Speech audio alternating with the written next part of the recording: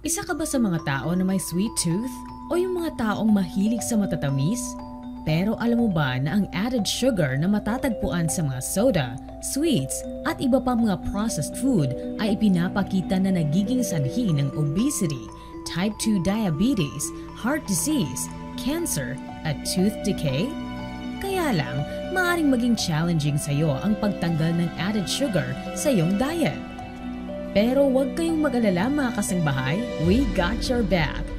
Sundin lang ang mga simpleng tips na ito para mapigilan ang sobrang pagkakain ng sugar. Una, reduce your consumption of sugary drinks. Karamihan sa mga added sugar sa ating mga diet ay mula sa mga sugary drinks gaya ng sodas, sports drinks, energy drinks at sweetened teas. Ang pag-reduce mo ng intake ng sugary drinks ay makatutulong sa iyong pinapangarap na weight loss, and this also improves your overall health. Pangalawa, avoid sugary desserts. Karamihan sa mga desserts ay walang nutrisyon. They are loaded with sugar na nagdudulot ng pagtaas ng sugar sa dugo na makapangihina at magpapahangad sa iyo to crave more sugar. Pangatlo, limit sugary breakfast food. Ang mga popular na breakfast food gaya ng cereals, pancakes, waffles, muffins at jams ay loaded din ng added sugars. Ang pagpili ng pagkain sa almusal na low in sugar na may maraming protina at fiber ay makatutulong din sa iyo na hindi makaramdam agad ng gutom hanggang sa pananghalian to prevent unnecessary snacking. Pang-apat, consider eating more protein. Ayon sa isang pag-aaral na ang pagkain ng protein ay nakakapag-reduce ng food cravings. Para maiwasan ang sugar cravings, kumain ng protein-rich whole food gaya ng meat, isda, itlog, full-fat dairy products, avocados, and nuts. Panglima, get enough sleep.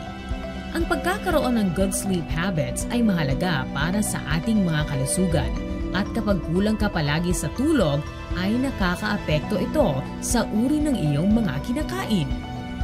Ayon sa isang pagsusuri na mas kumakain ang mga tao na kulang palagi sa tulog ng more calories, fast food at soda kaysa dun sa mga taong palaging may full night sleep. Kung nahihirapan ka sa pagpigil sa pagpili ng pagkain na may high added sugar, ang mas maayos na pagtulog ay maaaring makatulong sa iyo sa pagkontrol nito. Narito naman ang mga healthier options na naturally low in sugar. Water, unsweetened sparkling water, herbal teas, black or green tea, at coffee. At kung hindi mo pa talaga kayang i-let go sa ngayon ang mga desserts na may high added sugar, ito naman ang mga alternatives na pwede mong subukan.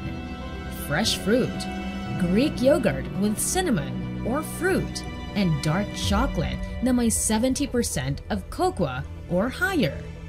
Mga kasangbahay, lagi nating alalahanin na bawat isa sa atin ay mahalaga, kaya pangalagaan natin ang ating mga katawan sa tama at wastong paraan.